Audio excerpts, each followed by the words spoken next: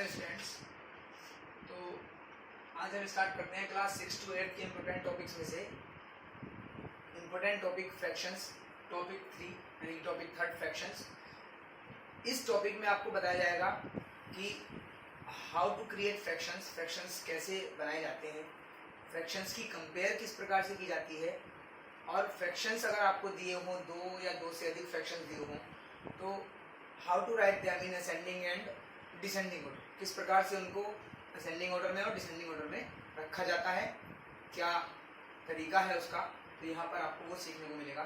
तो यहाँ पर आप ध्यान से देखें, मैंने कुछ नॉर्मली क्वेश्चंस लिए हैं। आपके पास बुक अगर अवेलेबल आपके पास है तो आप अपनी बुक में से इन क्वेश्चंस के आधार पर बेस्ड इन क्वेश्चन को बेस लेकर उनकी प्रैक्टिस आप घर पर आसानी से कर सकते हैं, आपको बहुत हेल्प मिलेगी। तो जैसे देखिए, आप क्वेश्चन नंबर 1 है राइट द फ्रैक्शंस हुज। आपको फ्रैक्शंस लिखने हैं जिनका डेनोमिनेटर क्या दे रखा है आपको 27 और न्यूमरेटर यहाँ पर दे रखा है 5। तो सबसे पहले तो पता होना चाहिए कि फ्रैक्शंस होता क्या है। तो यहाँ पर देखें, अगर हमें इन दोनों की सहायता से फ्रैक्शन लिखना है तो फ्रैक्शन इज इक्वल्स टू होता है न्यूमरेटर अपॉन डिनोमिनेटर, यानी कि न्यूमरेटर ऊपर आता है और डिनोमिनेटर नीचे आता है। इस फॉर्म को हम क्या कहते हैं, फ्रैक्शन कहते हैं। तो यहाँ पर जो जो गिवन वैल्यू है आप रख सकते हैं। जैसे न्यूमरेटर देखिए आपको दे रखा है यहाँ पर 5 अपॉन डिनोमिनेटर दे रखा है आपको 27।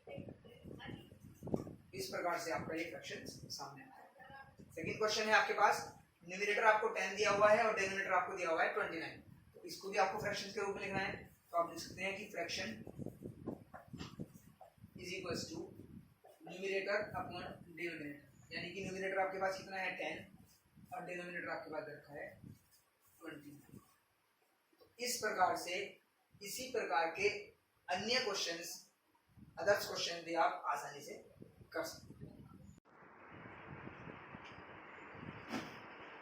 सेकंड क्वेश्चन आता है इसका, कंपेयर द फ्रैक्शंस। आपको ये अलग अलग तरीके के फ्रैक्शंस दिए हुए हैं, इनको आपको कंपेयर का मतलब इनकी आपको तुलना करनी है और आपको ये बताना है कि इन दोनों फ्रैक्शंस में से कौन फ्रैक्शन बड़ा है या कौन छोटा है। अगर आप एक को बता देंगे कि एक बड़ा है तो ऑब्वियसली दूसरा आपको पता चल जाएगा कि दूसरा छोटा है। तो इस प्रकार से आपको करना क्या है, इन दोनों फ्रैक्शंस की कंपेयर करनी है। तो कंपेयर करने के लिए हमें क्या करना होता है, यहाँ हम देखेंगे आपके पास दो फ्रैक्शन है 5/6 एंड 7/4। तो जब भी आप दो फ्रैक्शंस की कंपेयर करेंगे तो कंपेयर किस प्रकार से करते हैं आप, 5/6 और यहाँ पर आपके पास क्या है 7/4। तो दोनों ही फ्रैक्शंस में आप क्या करेंगे, क्रॉस मल्टीप्लीकेशन करेंगे। क्या करेंगे आप, क्रॉस मल्टीप्लीकेशन। तो देखेंगे आप क्या, 12 5 जा 60 और 6 4 7 जा 42। तो यहाँ पर जैसे कि आपको दिखाई दे रहा है कि 60 और 42 में कौन बड़ा है, 60 बड़ा है। और 60 जो आया वो इस साइड से आया। तो यहाँ पर आप लिख सकते हैं कि 5/6 इज ग्रेटर देन 7/12। इस तरह से आप बड़ी आसानी से किन्हीं भी दो फ्रैक्शंस को कंपेयर कर सकते हैं। सिमिलरली क्वेश्चंस, इसी प्रकार का एक क्वेश्चन आपके सामने यहाँ पर है। यहाँ पर आपको दिया है 7/12 एंड 5/18। यहाँ पर भी आपको करना क्या है, 7/12 5/18। इनकी आपको क्रॉस मल्टीप्लिकेशन कर देनी है और क्रॉस मल्टीप्लिकेशन करने के बाद आपको क्या प्राप्त होगा, 18 7 जा 126 एंड 12 5 जा 60। तो यहाँ पर भी साफ दिखाई दे रहा है कि 126 बड़ा है। तो यहाँ पर 126 इस साइड से आया। तो कह सकते हैं आप 7/12 इज ग्रेटर देन 5/18। तो और भी एग्जांपल्स लेकर बुक के अकॉर्डिंग, आप एक्सरसाइज के अकॉर्डिंग कुछ क्वेश्चंस ऐसे दिए हुए होंगे आपको, तो आप उनको भी इसी प्रकार से कंपेयर कर सकते हैं, सोल्व कर सकते हैं।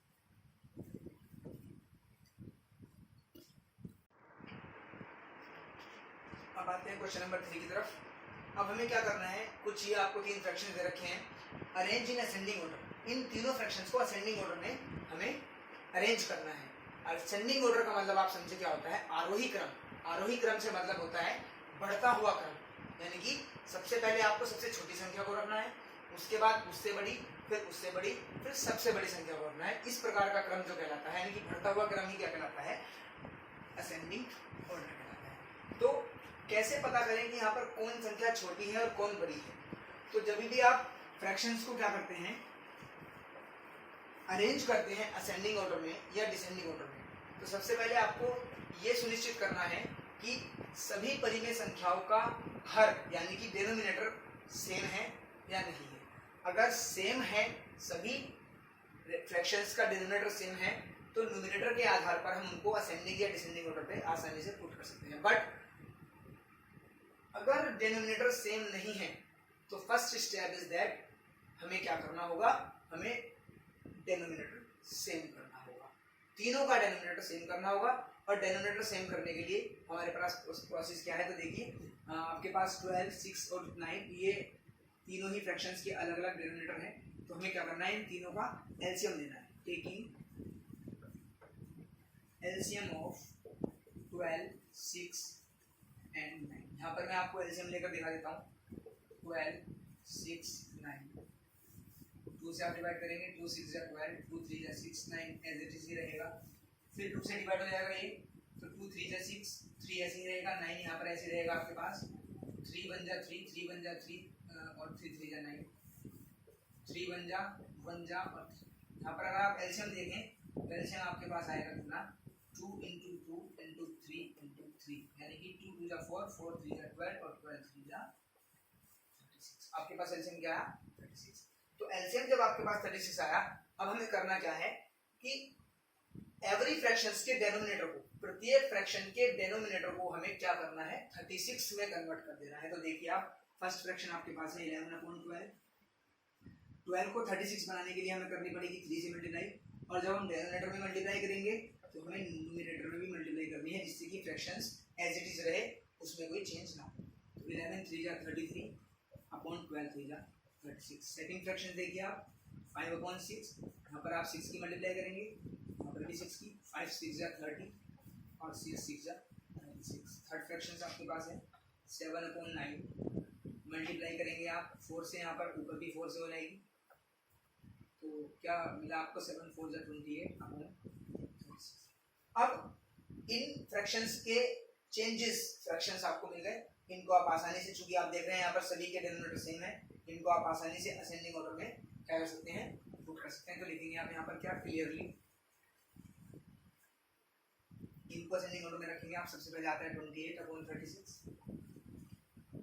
सबसे छोटा है, उसके बाद 30/36, सबसे बड़ा है आपके पास 33/36। तो ये फ्रैक्शंस आए कहाँ से, 28/36 आया 7/9 से, तो 7/9 सबसे छोटा है, उससे बड़ा है 5/6, यहाँ पर आप देख सकते हैं, और सबसे बड़ा आपके पास है 11।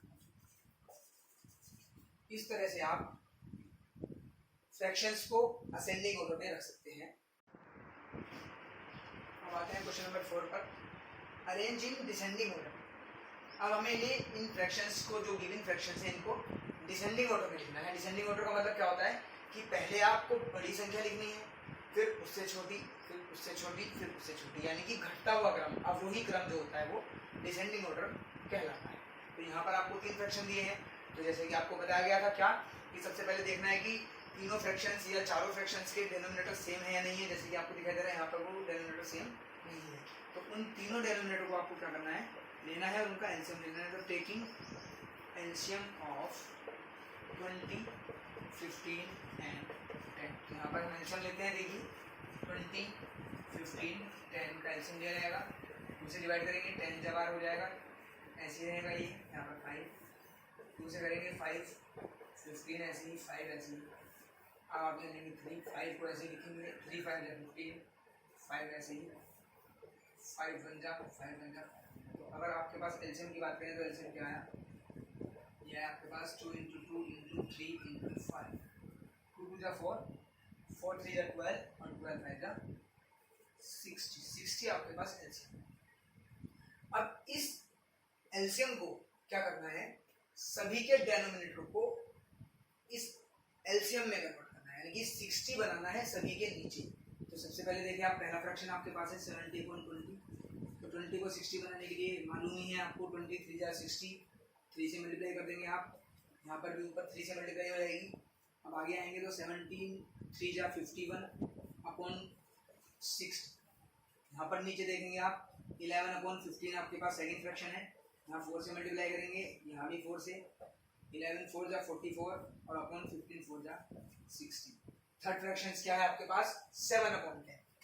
7 अपॉन 10 में आप 60 मल्टीप्लाई करेंगे नीचे 60 बनाने के लिए, ऊपर भी 6 से करेंगे तो 7 6 जा 42 अपॉन 60। तीन फ्रैक्शंस आपके पास चेंज होकर आए। अब इन फ्रैक्शंस को आपको क्या करना है, डिसेंडिंग ऑर्डर में लिखना है। देखिए आप लिखेंगे यहाँ पर क्लियरली, सबसे पहले जो चेंज होकर आए उन्हीं को आप डिसेंडिंग ऑर्डर में लिखेंगे, यानी कि सबसे पहले सबसे बड़ा, तो सबसे बड़ा यहाँ दिखाई दे रहा है 51 है, चूंकि सभी का डिनोमिनेटर सेम है। यहाँ पर हम क्लियरली 51 अपॉन 60 जो कि सबसे बड़ा है, क्योंकि 60 जो डिनोमिनेटर है वो सबका सेम है। यहाँ पर हमें डिसेंडिंग ऑर्डर में लिखना है इनको, तो 51 सबसे बड़ा है तो सबसे पहले आएगा आगे आपके पास 51 अपॉन 60। सेकेंड नंबर पर 44 तो 44 अपॉन 60 और फिर आपके पास आता है 42 अपॉन 60।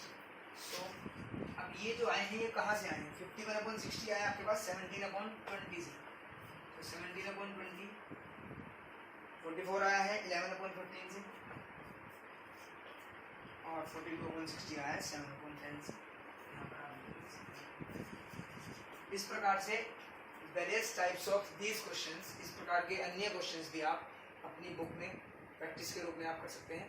कोई भी आपको अगर परेशानी या समस्या सोल्व करने में कोई दिक्कत आती है तो आप मुझसे कमेंट बॉक्स में पूछ सकते हैं। Thank you.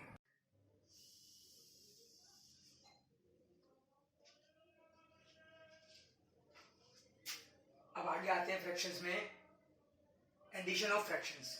अभी आपने सीखा कि कैसे फ्रैक्शंस बनाए जाते हैं, कंपेयर्स उनकी किस प्रकार से हमको करनी है और किस प्रकार से उनको असेंडिंग और डिसेंडिंग ऑर्डर में हम रख सकते हैं। अब यहाँ पर बात करते हैं एडिशन ऑफ फ्रैक्शंस की, यानी कि फ्रैक्शंस को कैसे जोड़ा जाता है। तो देखिए आपके पास यहाँ पर क्वेश्चन नंबर 1 में दो फ्रैक्शंस आपको दिए हुए हैं, 7 अपॉन 15 एंड 11 अपॉन 15। इन दोनों को हमें एड अप यानी कि एडिशन करना है इनका। तो first fraction is 7 upon 15 and second is 11 upon 15। यहाँ पर हम देखेंगे 7 अपॉन 15 प्लस 11 अपॉन 15। यहाँ पर हमने एंड की जगह क्या लगा दिया, केवल प्लस का साइन लगा दिया, क्योंकि हमें क्या करना था, ऐड करना था।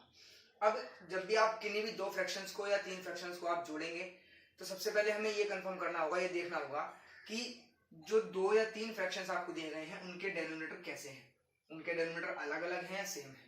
तो आपको ध्यान रखना है कि अगर डिनोमिनेटर सेम है तो आप नॉर्मली उनको एडअप कर देंगे, और अगर डिनोमिनेटर्स अलग अलग हैं तो हमें उन डिनोमिनेटर्स को सेम करना होगा, यानी कि उन डिनोमिनेटर्स का एलसीएम लेना होगा और प्रत्येक जो फ्रैक्शंस आपको दिए हैं उनके नीचे उनके डिनोमिनेटर को एलसीएम के इक्विवेलेंट बनाना होगा।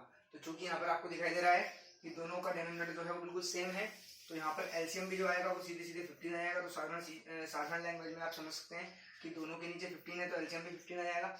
अब आगे क्या करते हैं कि पहले वाले फ्रैक्शन के डिनोमिनेटर से इस एलसीएम को डिवाइड करते हैं। जैसे ये 15 है, आप 15 से 15 को डिवाइड करेंगे तो 1 टाइम डिवाइड होगा। 1 की मल्टीप्लाई यहाँ करते हैं 7 से, तो 7 से मल्टीप्लाई करेंगे 1 की तो 7 बन जा 7 प्लस अगेन इस दूसरे वाले फ्रैक्शन से डिनोमिनेटर से आप इसको डिवाइड करेंगे एलसीएम को, 15 से 15 को डिवाइड करेंगे, अगेन 1 आपके पास आएगा, 1 की मल्टीप्लाई 11 से करेंगे तो 1 11 जा 11, और यहाँ पर आप देखेंगे तो क्या जाएगा 7 और 11 कितने हो जाएंगे 18 अपॉन 50। या तो आप इसको ऐसे लिख सकते हैं नॉर्मल फ्रैक्शंस के रूप में, या आप इसको मिक्स फ्रैक्शन में लिख सकते हैं, जैसे कि 15 से इसको डिवाइड करें आप, 15 बन जा 15, यहाँ पर बचेगा 3 रिमाइंडर और अपॉन 15, यानी कि 1:3 अपॉन 15। ये आगे भी और सोल्व हो सकता है, कैसे देखिए 3 बन जा 3, 3 5 जा 15। चूंकि ये सिंपलेस्ट फॉर्म में चेंज किया जा सकता है इसलिए आप इसको चेंज कर सकते हैं, तो आपके पास फाइनली क्या रिजल्ट आ जाएगा 1:1/5। इस प्रकार से आप 2 या 3 फ्रैक्शंस को आसानी से जोड़ सकते हैं। अब यहाँ पर हमने लिए थे ऐसे फ्रैक्शंस जिन दोनों फ्रैक्शंस के डिनोमिनेटर कैसे थे, सेम थे। अब यहाँ पर जो आपको नेक्स्ट सवाल में समझाने जा रहा हूँ उसमें हम देखेंगे क्या, इसका बी पार्ट देख लीजिए आप। जैसे सपोज कीजिए आपके पास है 2/7 एंड 3/8, ये दो आपके पास फ्रैक्शन है, इन दोनों फ्रैक्शंस को आपको ऐड करना है। तो देखिए यहाँ पर क्या करेंगे आप, 2/7 प्लस 3/8। यहाँ पर बिल्कुल क्लियर दिखाई दे रहा है कि दोनों ही फ्रैक्शंस के डिनोमिनेटर जो हैं वो डिफरेंट है। तो जब डिनोमिनेटर डिफरेंट होंगे तो हमें क्या करना होगा, डिफरेंट डिनोमिनेटर्स के लिए उनका एलसीएम लेना होगा। तो हमें लेंगे टेकिंग एलसीएम ऑफ 7 एंड 8। यहाँ पर मैं आपको एलसीएम लेकर दिखा देता हूँ, हालांकि आप आसानी से ले सकते हैं। 7 और 8 का एलसीएम मैं यहाँ पर ले रहा हूँ। देखिए आप 2 से डिवाइड करेंगे 7 को ऐसे ही रहेगा, 2 से 8 को करेंगे 2 4 जा 8, 2 से करेंगे 7 ऐसे ही रहेगा, 2 2 जा 4, अगेन 2 से करेंगे 7 ऐसे रहेगा, 2 1 जा 2, और यहाँ पर फाइनली 7 से। तो आपके पास जो एलसीएम आएगा वो आ जाएगा 2 इंटू 2 इंटू 2 इंटू 7, यानी कि 2 2 जा 4, 4 2 जा 8 और 8 7 जा 56। यहाँ पर इन दोनों का एलसीएम आया आपके पास 56। अब आगे क्या करना है आपको, आगे आपको क्या करना है कि दोनों ही फ्रैक्शंस के डिनोमिनेटर को 56 में कन्वर्ट करना है, या एलसीएम आप सीधे सीधे ले सकते हैं 56। तो यहाँ पर मैं आगे कंटिन्यू करता हूँ। देखिए यहाँ पर मैंने एलसीएम ले लिया, कितना 56 एलसीएम ले लिया दोनों का। इन दोनों का चूंकि डिनोमिनेटर्स का एलसीएम 56 आया तो 56 मैंने क्या लिया, एलसीएम लिया। अब हम क्या करते हैं, जैसे मैंने बताया था आपको कि पहले वाले फ्रैक्शंस के डिनोमिनेटर से इस एलसीएम को क्या करना है, हमें डिवाइड करना है। तो 7 से जब आप 56 को डिवाइड करेंगे तो कितनी बार डिवाइड होगा, 7 8 जा 8 बार होगा, 7 8 जा 56।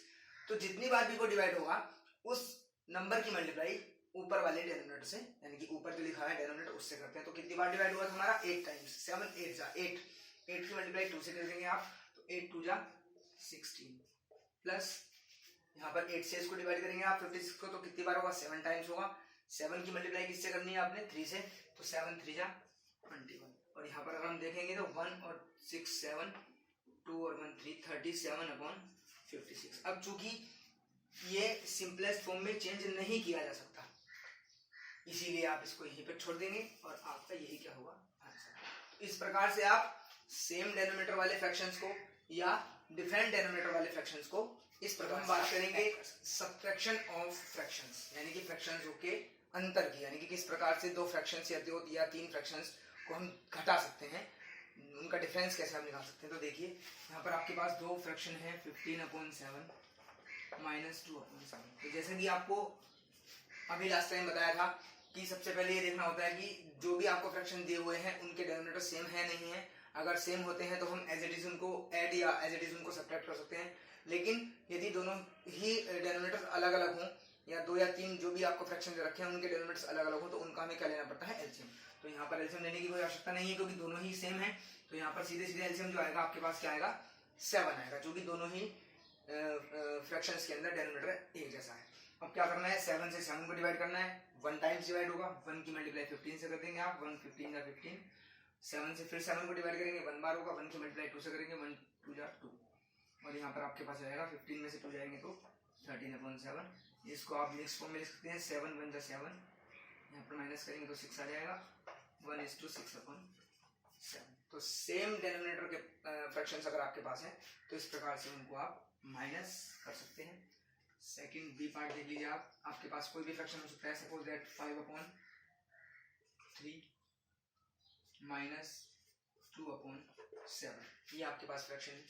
तो आपको इसका सॉल्यूशन देखना है। देखिए 5/3 -2/7, टेकिंग एलसीएम, चूंकि दोनों के डिनोमिनेटर सेम नहीं है, अलग अलग है, तो टेकिंग एलसीएम ऑफ 3 and 7, और अगर हम 3 और 7 का एलसीएम लेंगे तो कितना जाएगा आपके पास, 3 7 सीधे सीधे 21। तो हमें क्या करना है, एलसीएम लेना है कितना, 21 में ऐसे एलसीएम लेना है, 3 से डिवाइड करना है इसको, 3 से इसको डिवाइड करेंगे तो 3 से कितनी बार डिवाइड होगा, 7 टाइम्स, 3 7 जा 21, 7 की मल्टीप्लाई आपने करनी है 5 से, तो 7 5 जा 35 माइनस, यहाँ पर देखा आपने ये 7 है, अब इस 7 से 21 को डिवाइड करेंगे तो 3 टाइम्स होगा, 3 की मल्टीप्लाई किससे करेंगे आप, 2 से करेंगे, 3 2 जा 6, और यहाँ पर आप देखेंगे 35 में जब आप इसको घटाएंगे तो 15 में से 6 जाएगा तो कितने बचेंगे, 9 बचेंगे, और यहाँ पर बचेगा 29/21। और आप लिख सकते हैं इसको, अगर आपको मिक्स फॉर्म में लिखना है तो आप लिख सकते हैं 21 1 जा 21, और कितने बचेंगे 8, 21 1 जा 21, 1:8/21। इस प्रकार से आप डिफरेंट डिनोमिनेटर वाले फ्रैक्शंस का डिफरेंस निकाल सकते हैं, यानी कि उनको आपस में सब्ट्रैक्ट कर सकते हैं। इसी प्रकार से बुक्स में आपके पास बहुत सारे वैराइटीज ऑफ क्वेश्चंस होंगे, आप इनके बेस पर उनकी प्रैक्टिस कर सकते हैं। कोई भी आपको समस्या आती है तो आप कमेंट बॉक्स में आकर मुझसे क्वेश्चंस कर सकते हैं।